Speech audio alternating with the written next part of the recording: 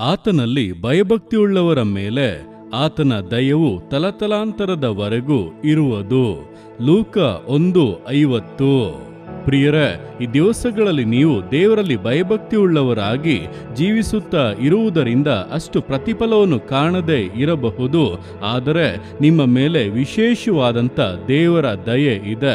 ಆ ದಯೆಯು ನಿಮ್ಮ ಜೀವಿತವನ್ನು ವಿಶೇಷವಾಗಿ ಆಶೀರ್ವದಿಸಲಿದೆ. ಆ ಆಶೀರ್ವಾದವು ಈಗ ಮಾತ್ರವಲ್ಲ, ತಲಾಂತರದವರೆಗೂ ನಿಮ್ಮ ಸಂತತಿಯವರು ಕೂಡ ಅದನ್ನು ಅನುಭವಿಸುವ ಹಾಗೆ ದೇವರು ವಿಶೇಷವಾಗಿ ಆಶೀರ್ವದಿಸುತ್ತಾರೆ. ನಿಮ್ಮ ಮೇಲಿರುವಂಥ ತನ್ನ ದಯೆಯ ಮೂಲಕವಾಗಿ ಮಹತ್ಕಾರ್ಯಗಳನ್ನು ಮಾಡುತ್ತಾರೆ.